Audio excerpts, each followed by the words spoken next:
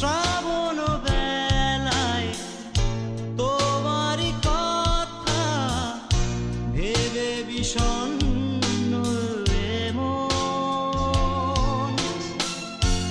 আশার পথে দিয়েছি পাড়ি, যেথা তোমার বিচরণ।